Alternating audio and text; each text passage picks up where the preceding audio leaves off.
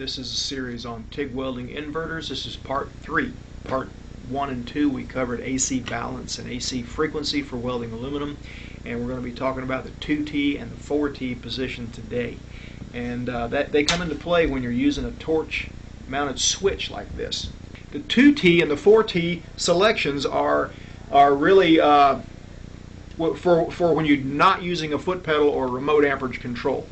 When you hook a foot pedal in, it kind of bypasses those settings. So 2T is, you got an on-off switch, but you don't really have the main amperage control. You can't always vary the amperage. You do have there are some tricks to the trade at the upslope and downslope, and if things get too hot with you, you can let off and it starts to downslope, and then you hit it again and it comes back on. But largely, you don't have near the control as you do with a foot pedal. Okay, I'm a foot pedal guy. I like foot pedals. I hate dragging them around. I've done a few aircraft fuselages, and trying to drag that foot pedal all up through the fixture and through that thing is a pain in the butt. But sometimes if you got a big gap on those things and you need all the amperage control you can get, you need the foot pedal even no matter what kind of pain it is to drag around. If you're climbing up on ladders and all that welding, sometimes it's very convenient just to have a switch. So 2T and 4T, if you know all about it and how to make it talk, then that's another tool in your belt. And you know, when you're up out of position, you don't have to worry about dragging a foot pedal. You hit it, you get an arc, and all you need is this. All you need is a torch. This is a European style TIG torch. Apparently, it's popular in Europe. I like small torches a lot better. If I go to water cooled, I just soon have as small torch as I can, which is be the WP-20 usually. And you know, this is the large size. I cut my teeth on this. I learned how to weld on these big ones like this, and in fact, I learned how to weld on an air-cooled scratch start. But you know, that's a whole nother life. Anyway, I'd rather have a small torch, but you know, the big ones hold up a little bit better, and sometimes you know, if you got a bunch of this hardware extra in your box, maybe you'd want to buy a big torch just because you don't want to buy a bunch of new collets and collet bodies. But you know, generally torches, the smaller the better, because sometimes I do work when I have to get this TIG torch up inside a piece of 3 or 4 inch tubing and weld 3 or 4 inches up in there, and that's going to be hard with this. I'll probably hook up a smaller one to this, a small water cooled CK or a Weldcraft or something like that, just because I like that. But you know, I'm learning to live with this. I kind of like the button feature.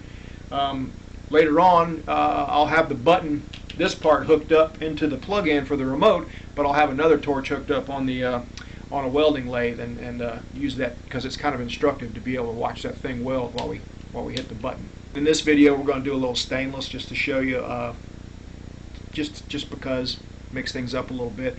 Next video, anticipating, is going to be on pulse, slow speed pulse, high speed pulse, what all the parameters do on pulse, the background current versus the percentage on time, also called pulse width and all that crap.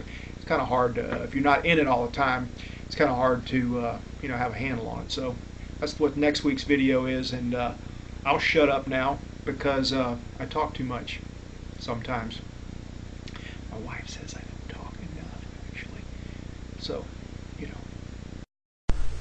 Hi, and thanks for watching another video from weldingtipsandtricks.com. This is another video in the series of videos on TIG welder inverter settings. What are all those freaking knobs? We're using an Everlast PowerTIG 250EX for the demonstration, and today's video is about 2T and 4T and what that means. So what does it mean? What's a 2T and what's a 4T?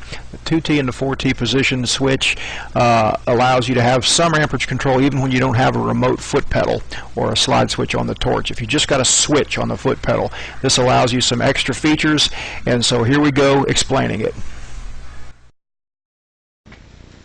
Alright, one of the main things that you need to remember about 2T, 4T, upslope, downslope, AC balance, and AC frequency, the things we've talked about so far, is never, ever try to pick up a girl talking about all this crap. It's not going to happen. She's going to run. Don't talk about it to your wife. Don't talk about it to your girlfriend. You'll bore the piss out of them.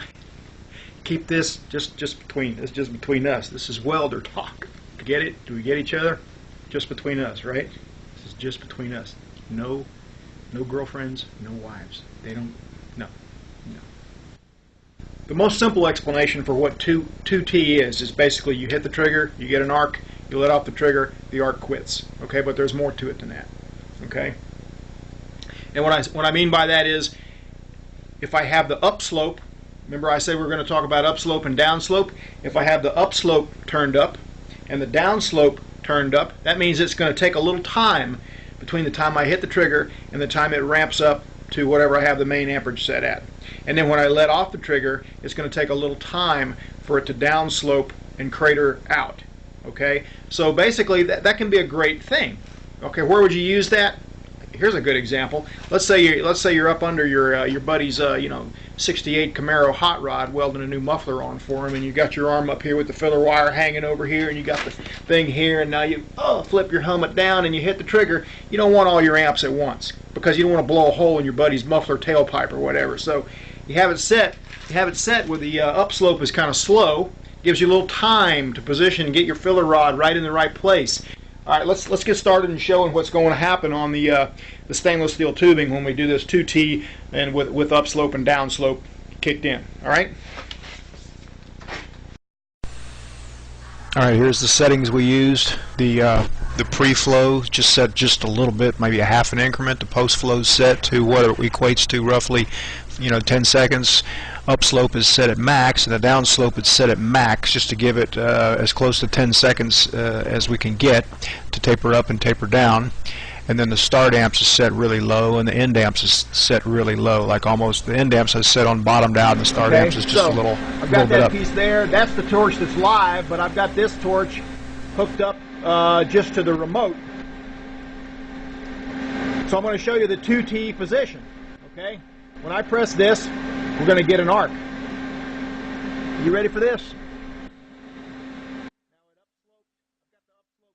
Alright, what's happening here, we lit up and it's going to taper up to operating amperage that's set on the main amperage panel.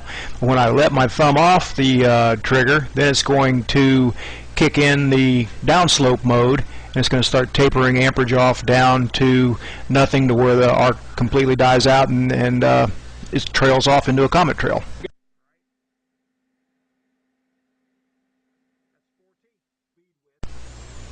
So okay, here's the bead. You see it's lit up and it started tapering, getting wider. You see the heat zones start getting wider, then it gets consistent, nice pretty uniform stainless bead.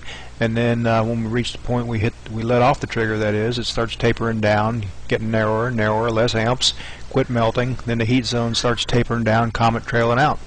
Alright. Alright, I have to hurry up here and explain the 4T. This is pretty much exactly the same. All the settings on the machine are the same, except we got 2 extra positions on the torch. So I'm going to quickly explain that because I'm running out of time. Okay? 4T coming up right now. Here we go. A quick summary here. Again, I've got the remote switch hooked in to the machine. Just torch isn't live. The torch is live over here on the welding lathe. Alright? 4T position. I hit the button. I get an arc. I let off, it starts ramping up to whatever I have the upslope set at. I weld, I hit the button, it starts the downslope into the downslope mode, whatever I have, however long I have it set at. And I let off the button and it quits. Simple as pie, right? You're gonna remember this, right? Remember we talked? Don't be talking about this to your wife at dinner. Just you and I.